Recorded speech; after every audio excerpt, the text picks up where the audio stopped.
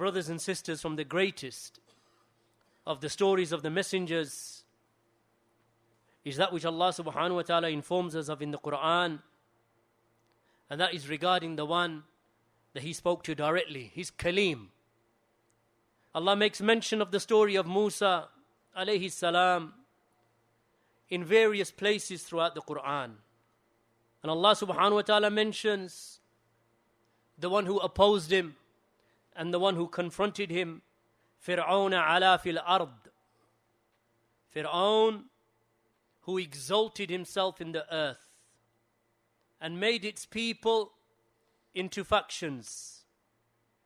He was oppressing a group of them and killing others, referring to the oppression of Pharaoh upon Bani Israel and that which he did to them, turning them into factions, killing their sons, and keeping alive their womenfolk.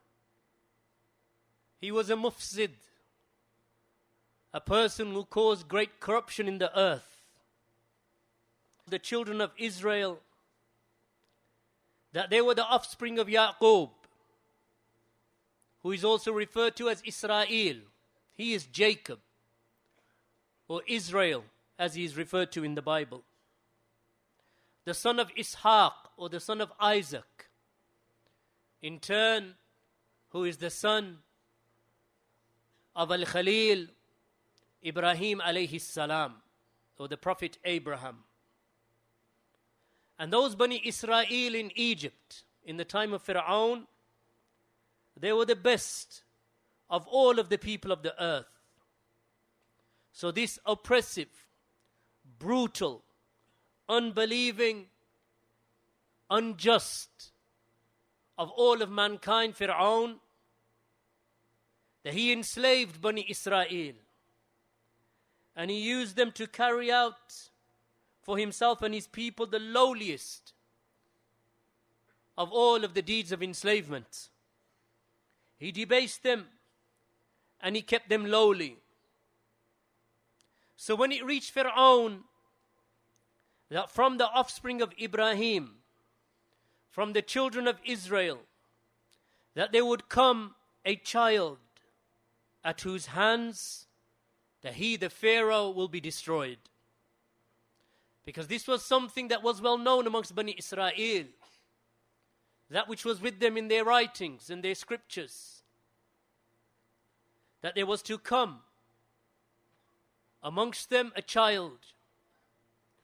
That child, when he entered into manhood, that he would destroy Pharaoh and kill him, or that he would be killed by way of him. So the Pharaoh, or the Pharaoh, he took measures by commanding the killing of the sons of the children of Israel. Out of fear of this one child, he commanded the killing of all of the boys. And this precaution, Shaykh al-Fawzan, he said, this precaution did not help him against the decree of Allah, because that which was written was to pass. So he did whatever he could to ward off the coming of Musa alayhi salam, to the extent that he appointed men and he chose midwives who would visit the pregnant women of Bani Israel, and they would know the times that they were due to deliver their babies. And not a child would be born except that child would be snatched from the arms of its mother and slaughtered in that very hour. And when Musa alayhi salam was born, his mother became fearful. So she was inspired by Allah to place her baby in a small box or a covered basket. And they used to live on the edge of the bank of the river Nile. So she placed her beloved child in that box and put it to float in the Nile, tethered by a string. So when that string came apart by the decree of Allah, he floated out into the river and downriver to the palace of Pharaoh. And Allah subhanahu wa ta'ala mentions this throughout the Quran. Mentions that it was the household of Pharaoh that found him and picked him up. And when they opened the covered box, they found a baby boy. And at the very first glance that the wife of Pharaoh, Asiya, she had of that small child, she fell instantly in love with him. Her heart was filled with love for this child that Allah had placed within her. And when Pharaoh he came, she pleaded with him not to kill that child. And she said that he will be qurratu aynin, that child, that he can be a comfort for my eyes and for yours. So kill him not. Perhaps it will be of benefit to us, or we can adopt him as our own son. And Allah subhanahu wa ta'ala mentions, وَلَا يَشْعُرُونَ, that they did not perceive the result of that which they had decided. They didn't perceive it. So Allah benefited her in her hope that she wanted this child Musa to be the comfort of her eyes, and he was the comfort of her eyes. And she was guided by way of him. And she was entered into Jannah by Allah. And Allah made for her a house in Jannah after Pharaoh had tortured her because she took on the religion of Musa. He tortured her. He hammered nails through her hands and her arms and her legs. He left her out in the heat of the sun in the desert, and she died in that state, whilst the angels of Allah shaded her with their wings. This child, when he was in the arms of the wife of Pharaoh, he would not accept milk from any foster mother. He would not accept the milk of any woman that was presented to him. So they sent out the midwives again, along with Musa. So they carried Musa with them as a baby. And those midwives, they carried him through the markets and through the streets looking for a wet nurse. Because there were plenty of women who had children and they had no one to give their milk to. Because Pharaoh had ordered the slaughter of their boys. So whilst they were searching for a wet nurse, the older sister of Musa alayhi salam, she spotted them and she approached them and she looked upon the baby. And behold, she saw that it was her baby brother Musa alayhi salam. So Allah subhanahu wa ta'ala mentions that also.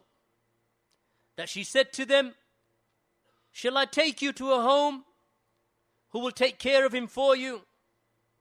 And they will sincerely care for him. So the entourage of Pharaoh, they went alongside her and went with her to the mother of Musa. So Musa's mother took him and he immediately latched onto her and took her milk.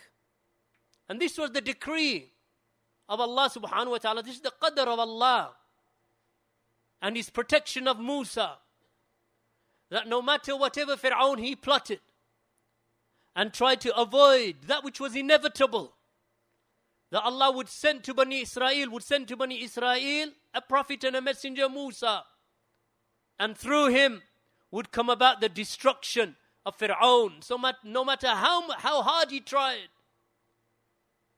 and how tyrannical he was, the decree of Allah was to befall.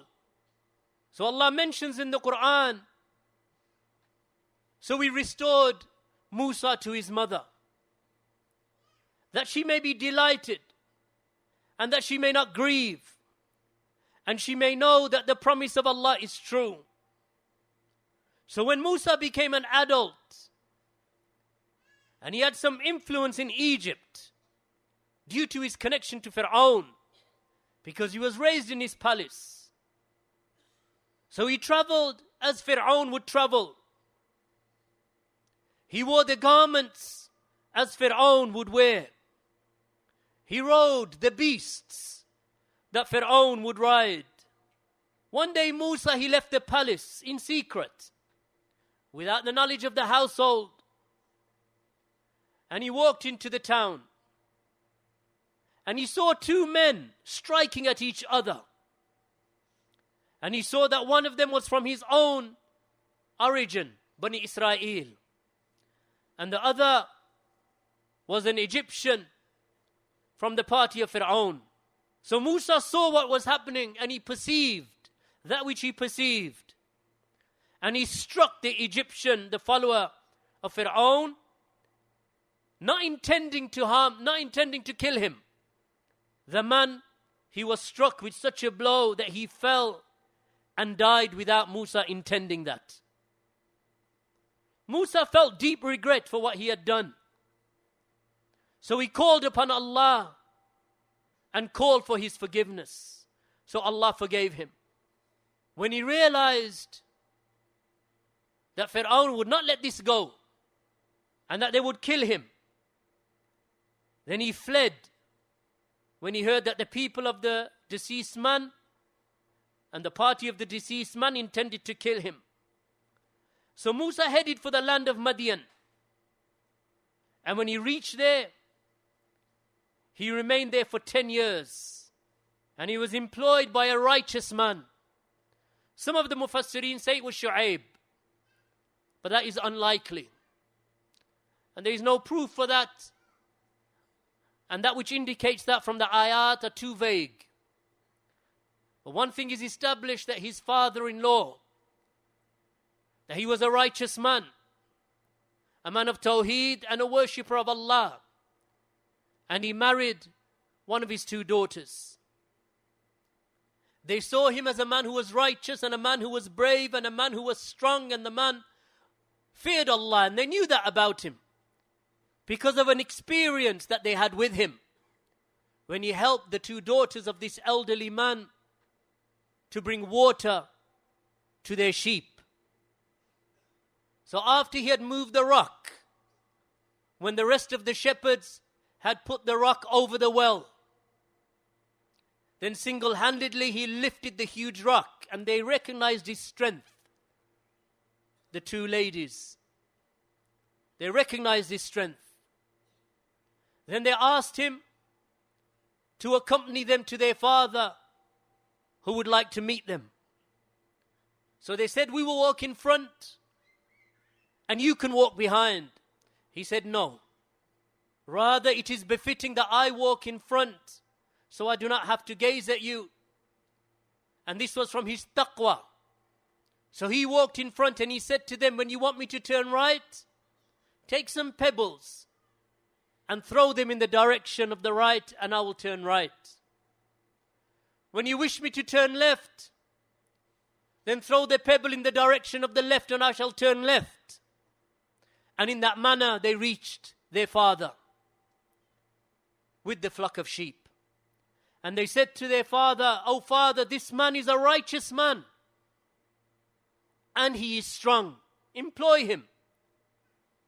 So the man employed him for 10 years. And he married the daughter of that righteous man. So after 10 years in Madyan, he returned with his family, heading to Egypt, wishing to return back to Egypt. And it was at that stage, and during this journey, that Allah ennobled him with revelation. And Allah spoke to him directly. And He sent him to Pharaoh with clear signs and proofs and miracles. Because Pharaoh was proud and arrogant in front of the people. And he would say, "Ana Rabbuk, I am your Lord the Most High." So Musa called him to the worship of Allah and gave him da'wah. And Pharaoh rejected. And he would not accept. And he would respond, "Who is this Lord of the worlds that you wish for me to worship?" So Musa alayhi salam, he would respond. He said that He is the Lord of the heavens and the earth, and whatever is between them, if you seek certain convincing. If you want to know who He is and you want to be convinced, then that's who He is. All of this proving that He alone is deserving of worship because He is the Lord and the creator of the heavens and the earth and whatever is between them and whatever is within them. So Pharaoh said to those around him in mockery and arrogance, he said, "Ala tasta." He said, "Do you not hear?" Meaning, do you not hear what he's saying? So Musa reminded him that he was created from nothing by birth and connection through his father and forefathers who lived and died just as he will live and he will die. And Allah is the Lord of them all. So Musa said to him that He is your Lord and the Lord of your forefathers. So Pharaoh was dumbfounded. He said, "Who is this Lord of the worlds?" So he told him that He is your Lord and He is the Lord of your father. Because you are not the Lord of your father. You are not the creator of your father or your forefathers of ancient times. Allah is their creator. Did you create your father? So Pharaoh was dumbfounded by the speech of Musa alayhi salam, because his proof and what he wanted, "Ana rabbukumul a'la," I am your Lord the Most High, the argument was annihilated. How are you the Lord of us? You are the Most High when your father was created and he died, and you are created and you shall die. How are you the Lord the Most High? Dumbfounded. So then he claimed Musa was Majnoon. And don't listen to his speech because he's mad. So Musa responded once more. And he said, "Qala Rabbul said, Rabbul Mashriq," that Allah is the Lord of the East.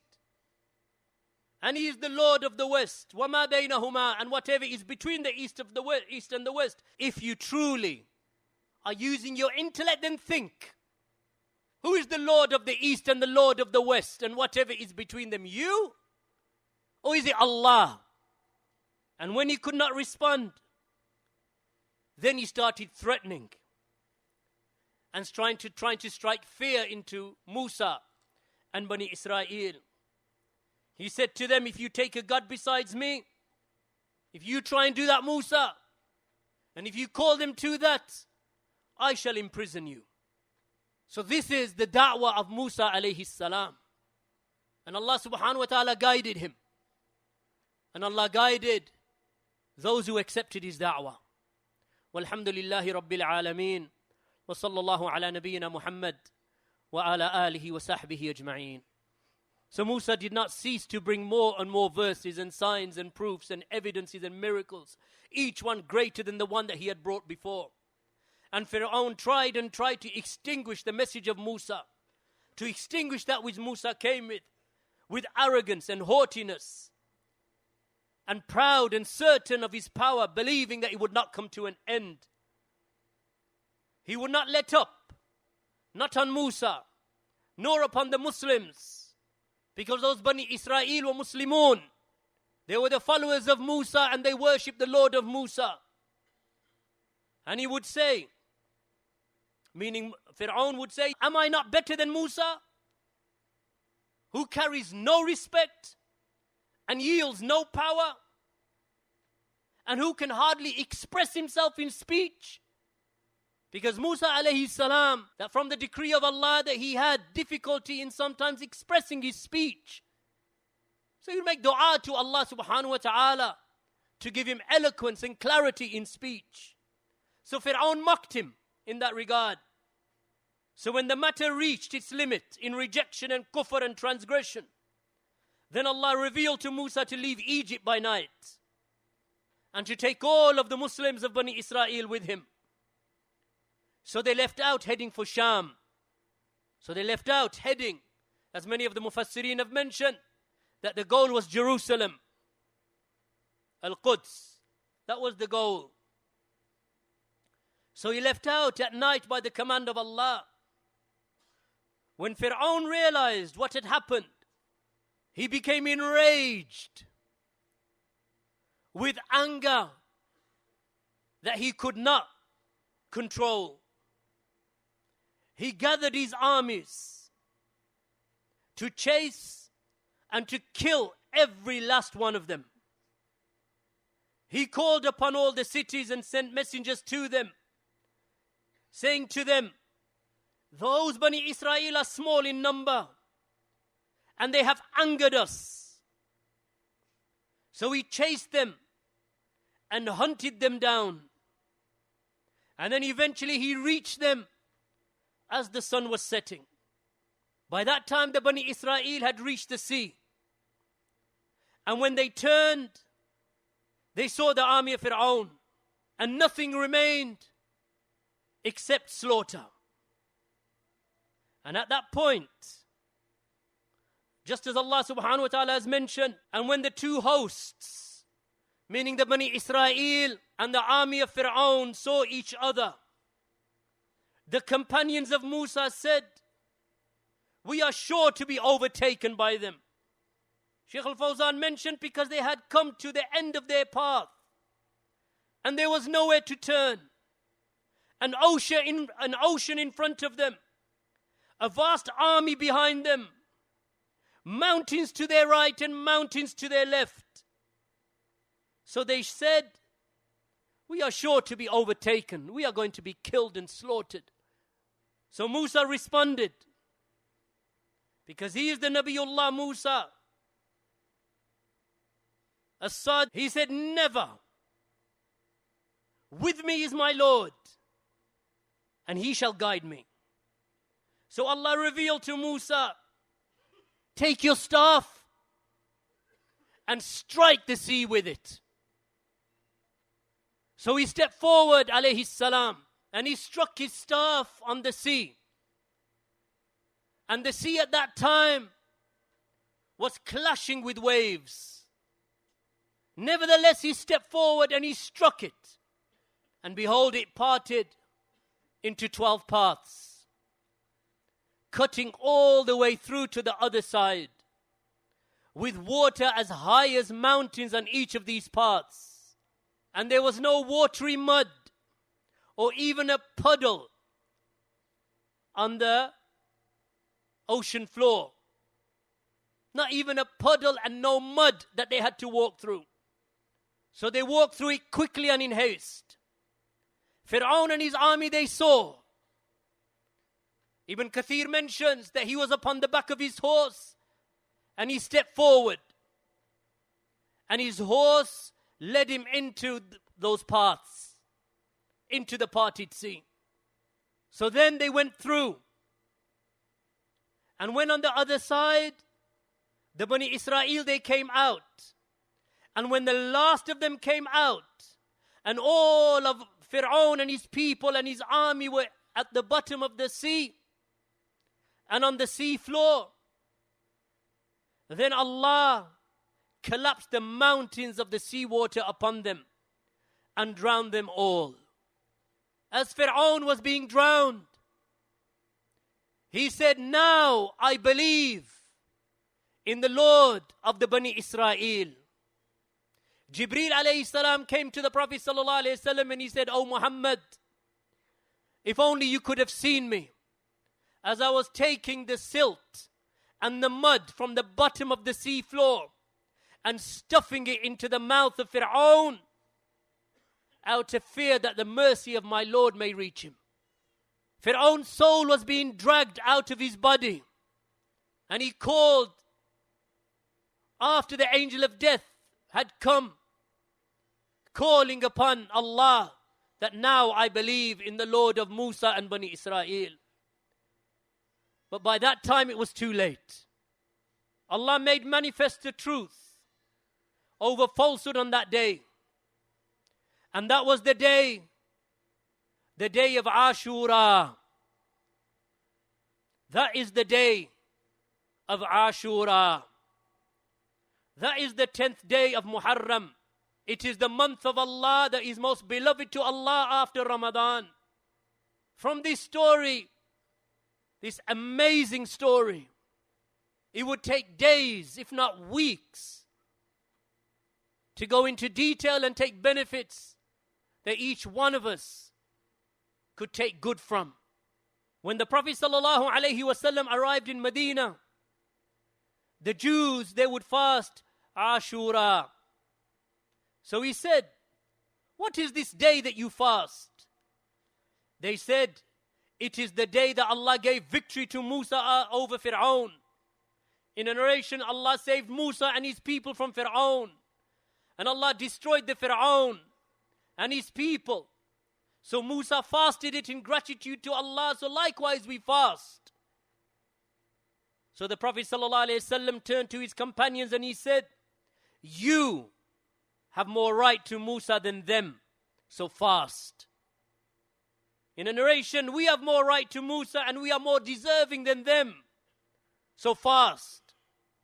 Tomorrow, my brothers and sisters, is the day of Ashura. It is the day which Musa alayhi salam fasted. The Prophet sallallahu alayhi wasallam, he said that I anticipate from Allah regarding the one who fasts the day of Ashura, that Allah will forgive him his sins of the year that has passed, meaning his minor sins, that Allah will forgive them. The Prophet sallallahu alayhi wasallam fasted that day, and he commanded his companions to fast that day.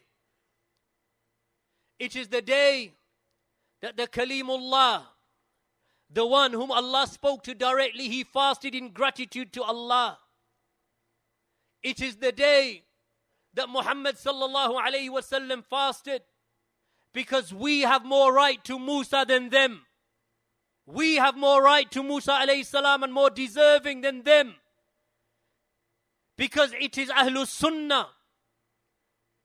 It is the Muslims who are following the message and the call of Musa alayhi salam to worship Allah alone and to follow revelation. So we should fast that day, my brothers and sisters. Just as Musa fasted it in gratitude. The Prophet sallallahu alayhi wasallam said, fast the day of Ashura and fast the day before it or the day after it. In a narration, fast the day before it and fast the day after it. In a narration, fast the day before it or the day after it, and differ from the Jews.